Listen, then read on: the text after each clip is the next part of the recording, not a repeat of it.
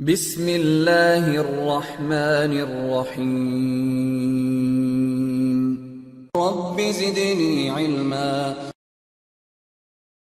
अऊज़ु बिल्लाहि मिनश शैतानिर रजीम। बिस्मिल्लाहिर रहमानिर रहीम।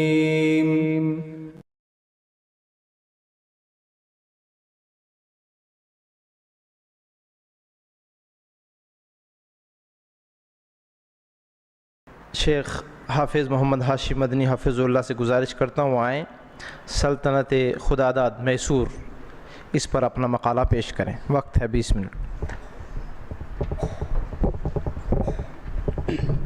बिस्मिल्लाहिर्रहमानिर्रहीम। अल्हम्दुलिल्लाहि रब्बिल आलमीन वस्सलातु वस्सलामु अला अशरफिल अंबियाइ वल मुरसलीन नबीना मुहम्मद सल्लल्लाहु अलैहि व अला आलिहि व सहबिहि अजमईन। अम्मा बाद। मोहतरम सदर जलसा, उलमाए किराम, मेहमान निज़ाम, ख़वातीन इस्लाम और अज़ीज़ तलबा, अस्सलामु अलैकुम वरहमतुल्लाहि वबरकातुहू। आज के इस तारीख़ी सेमिनार में जिस हुकूमत पर मुझे मकाला पेश करने की इजाज़त दी गई है वह है सल्तनत खुदादाद मैसूर, जो 1761 से लेकर 1799 तक चलती रही।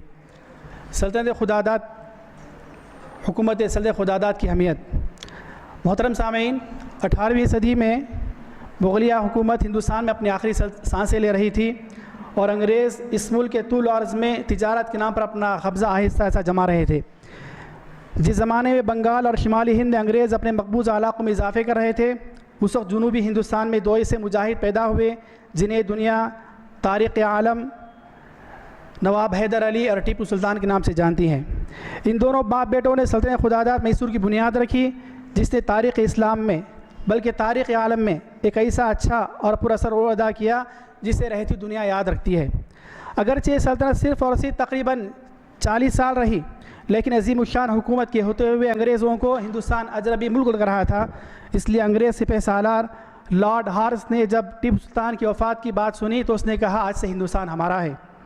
सल्तनत खुदादाद के क़याम के मौके पर मैसूर के अतराफ़ में बहुत सी छोटी छोटी हुकूमतें मौजूद थीं। तारीख़ हमें बताती है कि सल्तनत खुदादाद मैसूर के क़याम के मौके पर मैसूर के अतराफ़ में बहुत सी मुस्लिम और गैर मुस्लिम हुकूमतें मौजूद थीं, जिनमें 3 हुकूमतें काबिल ज़िक्र हैं। सबसे पहले मराठा हुकूमतों की कौम, दूसरा नवाब आरकाट की कौम हुकूमत और तीसरा निज़ाम हैदराबाद की हुकूमत। अफसोस की बात है कि इन तीनों हुकूमतों ने, जो हम मज़हब थे, हम वतन थे, लेकिन तीनों हुकूमतों ने अंग्रेज़ों से हाथ मिलाकर सल्तनत खुदादाद के ख़िलाफ़ अपनी पूरी ताकतें पेश की और इनकी पूरी तमन्ना ये थी कि किसी न किसी तरीके से सल्तनत खुदादाद मैसूर टीपू सुल्तान के हाथों ख़त्म हो जाए और वह हिंदुस्तान के अंदर बाआसानी अपनी हुकूमत कर सकें। सल्तनत खुदादाद और अंग्रेज़, हमें तारीख़ बताती है कि सल्तनत खुदादाद और अंग्रेज़, टीपू सुल्तान और अंग्रेज़ हमेशा एक दूसरे के बद्दे मुकाबिल रहे।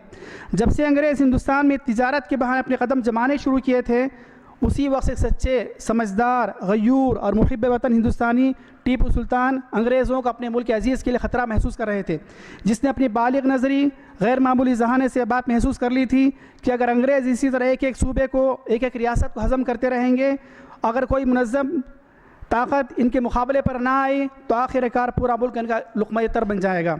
इसी मकसद की खातिर टीपू सुल्तान ने हिंदुस्तान के राजाओं, महाराजाओं और नवाबों को अंग्रेज़ के ख़िलाफ़ जंग करने पर आमादा करते रहे और इसी मकसद की खातिर उन्होंने बहुत से ममालिक में, खुसूसन सुल्तान तुर्की सलीम उस्मानी, दूसरे मुस्लिम बादशाहों और हिंदुस्तान के नवाबों से ख़त व किताबत की और अपने सफ़ीरों को फ़्रांस, तुर्की, ईरान और दूसरे ममालिक भेज कर बैनुल अक़वामी सतह पर अंग्रेज़ों के ख़िलाफ़ फ़ज़ा हमवार करने की कोशिश भी की। और इसी तरह टीपू सुल्तान ने बोनापार्ट नेपोलियन से भी अंग्रेज़ों के ख़िलाफ़ मदद तलब की थी। टीपू सुल्तान ज़िंदगी पर अंग्रेज़ों के ख़िलाफ़ रहे, अंग्रेज़ों के ख़िलाफ़ जंग करते रहे। अगर क़रीब था कि अंग्रेज़ों के सारे मंसूबों पर पानी फिर जाता और अंग्रेज़ हिंदुस्तान से बेदखल होकर चले जाते, लेकिन अंग्रेज़ों ने जनूबी हिंद के बहुत से उमरा, नवाबों और महाराजाओं को अपने साथ मिला लिया। आखिरकार इस मुजाहिद बादशाह ने 4 मई सन 1799 को शहादत का जाम नोश किया। सल्तनत खुदादाद की इब्तिदा सन 1761 हिजरी में सल्तनत खुदादाद का क़याम नवाब हैदर अली के हाथों अमल में आया और हुकूमत मैसूर, जो उस वक्त राजा कृष्णा की क़ियादत में सिर्फ़ और सिर्फ 33 गाँव तक महदूद थी और जिस राजा की हुकूमत को शुमाली हिंदुस्तान के लोग सिरे से नावाकिफ़ थे, लेकिन टीपू सुल्तान और उनके वालिद हैदर अली की हुकूमत के आने के फौरी बाद इस मुल्क की शोहरत हिंदुस्तान से निकलकर यूरोप तक फैल गई थी।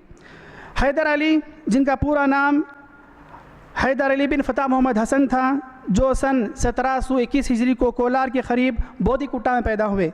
हैदर अली मजहबी एतबार से मुसलमान थे, लेकिन वो हिंदुओं के साथ रवादारी बरता करते थे। नवाब हैदर अली हद दर्जा गैर मुतासिब इंसान थे। उनके मुशीर, वज़ीरों मुसलमानों के साथ हिंदू भी थे।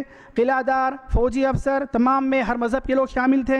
हैदर अली इंतहाई चालाक, अक्लमंद, बहादुर, मुआमला फ़हम इंसान थे। अंग्रेज़ों के सख्त मुखालिफ थे और पूरी ज़िंदगी अंग्रेज़ों के ख़िलाफ़ लड़ाई में गुजारी। नवाब हैदर अली ने कभी किसी मंदिर को नहीं तोड़ा और ना ही किसी मुसलमान को, ना ही किसी हिंदू को मंदिर जाने से रोका था। हैदर अली के ज़माने में जंगी तैयारियां बहुत ज़ोरों शोरों पर थी और हैदर अली के ज़माने में हिंदुस्तानी फ़ौज के हुकूमत सल्तनत खुदादात के फ़ौजी हथियार बहुत आला मियार के हुआ करते थे। अंग्रेज़ों को और उनकी ईस्ट इंडिया कंपनी को इस बात पर बहुत नाज था कि उनका जंगी निज़ाम हमेशा हिंदुस्तान के मुकाबले में मुमताज़ रहा है और इसीलिए अंग्रेज़ हमेशा हिंदुस्तानों पर फ़तह हासिल करते रहे हैं।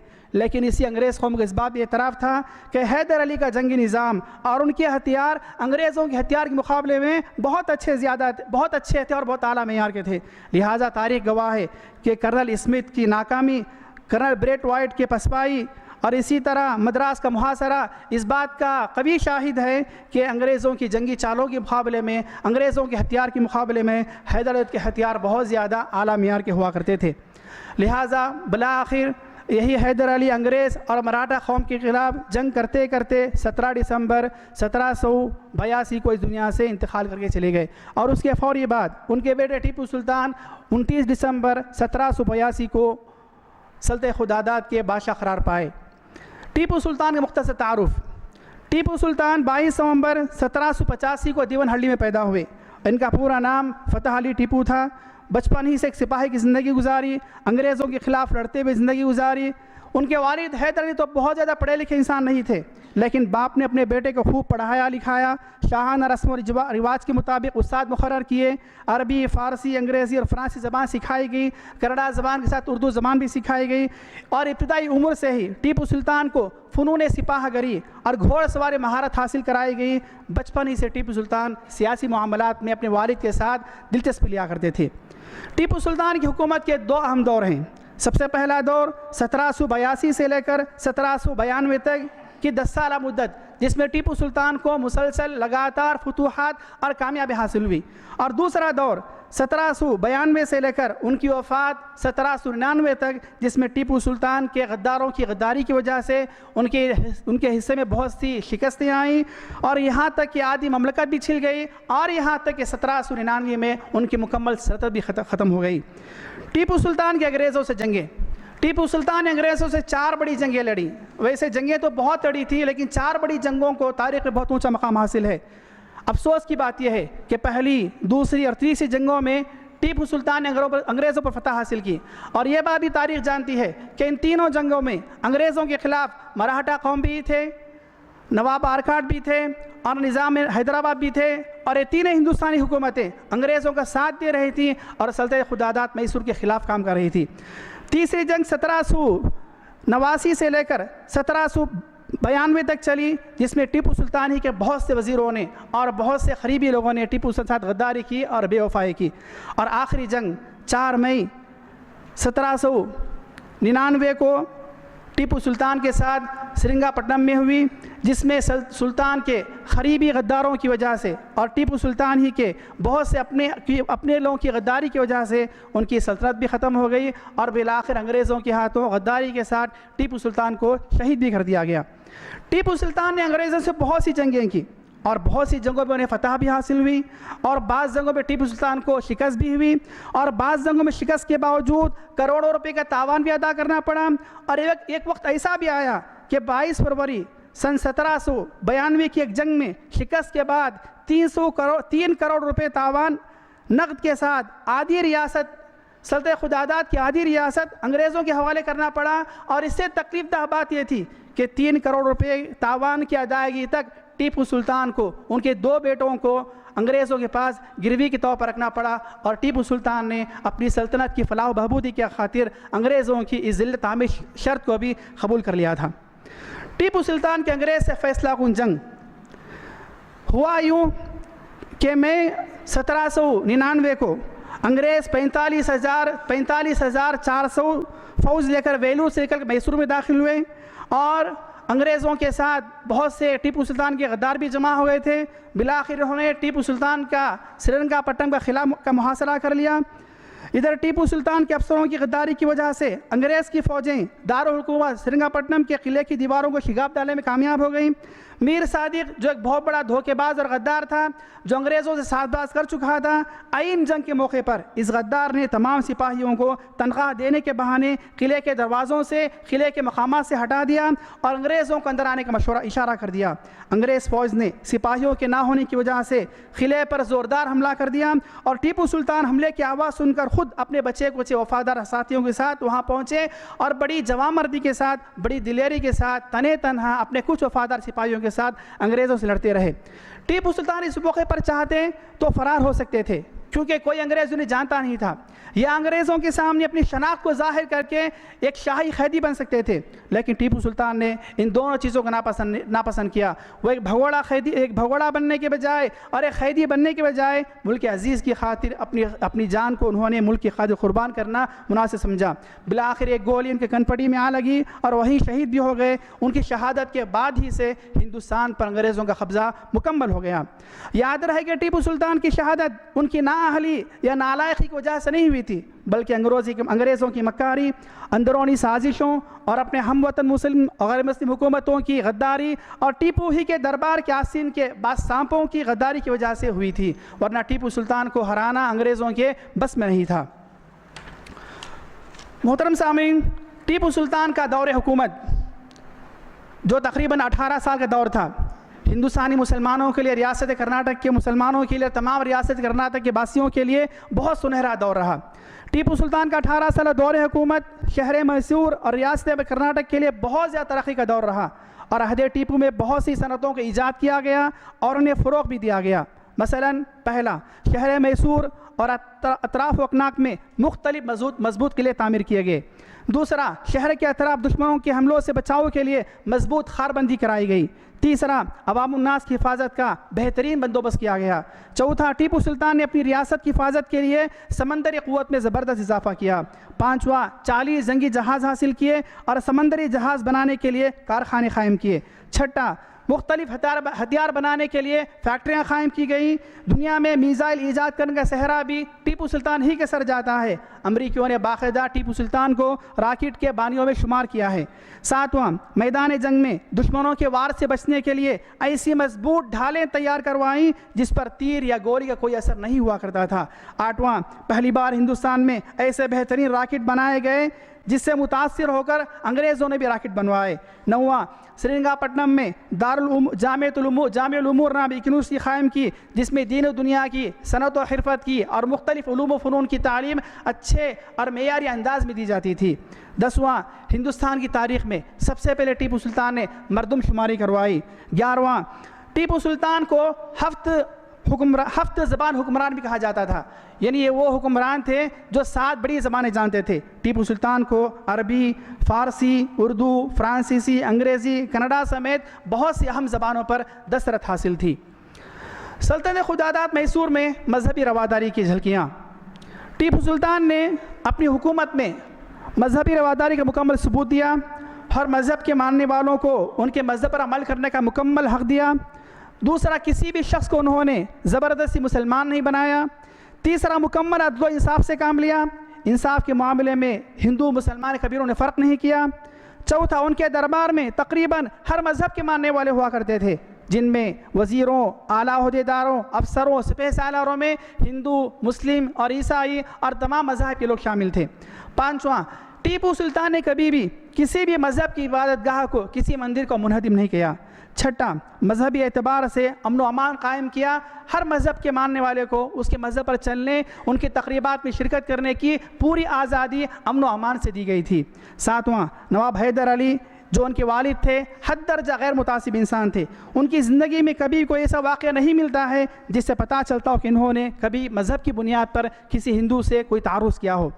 8वां, टीपू सुल्तान के महल के पीछे और महल के अतराफ छोटे बड़े कई ऐसे मंदिर थे और आज भी हैं। कभी भी टीपू सुल्तान ने अपनी ज़िंदगी में इस मंदिरों को ना तोड़ा और ना ही हिंदुओं को इन मंदिरों में जाने और इबादत करने से रोका।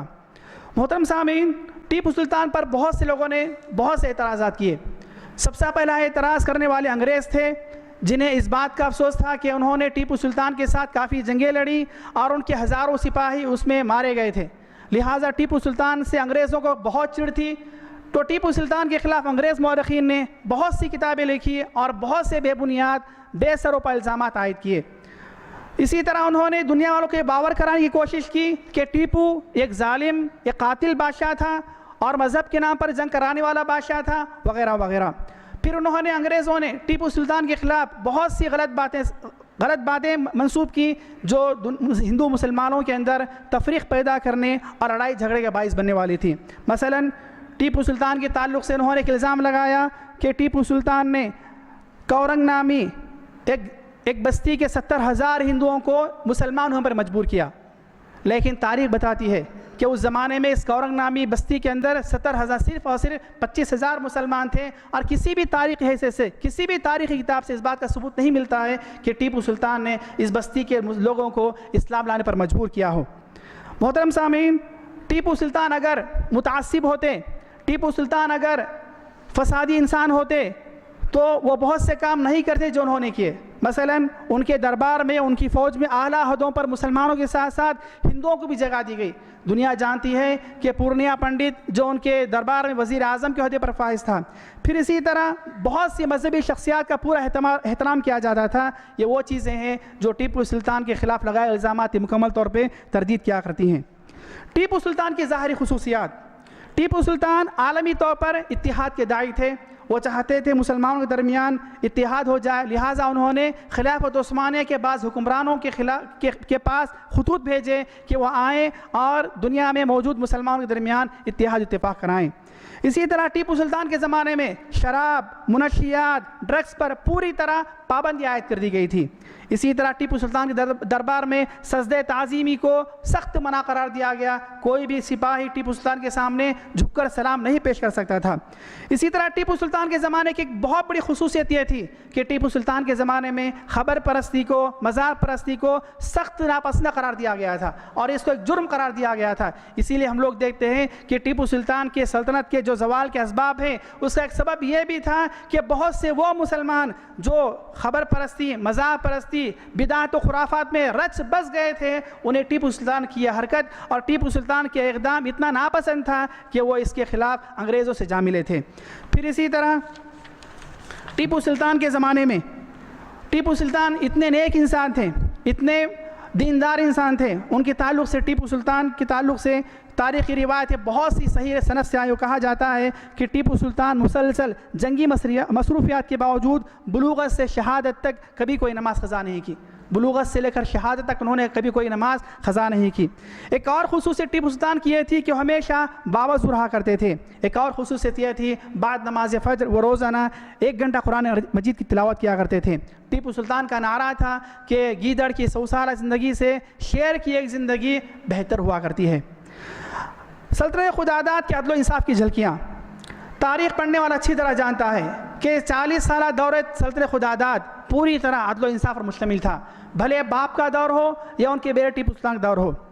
हिंदुस्तानी तारीख़ के मुअल्लिफ़ महमूद ख़ान महमूद बेंगलुरी लिखते हैं कि नवाब हैदर अली की सौरत व सतवत यानी रोबत तबे का यह आलम था कि शरीर और मुफसिद उनके नाम से कामते थे। नवाब ने ख़ास जराइम की सज़ा देने के लिए 200 ख़ास मुलाजिम रखे थे जिनका काम मुजरिमों को कोड़े लगवाना हुआ करता था।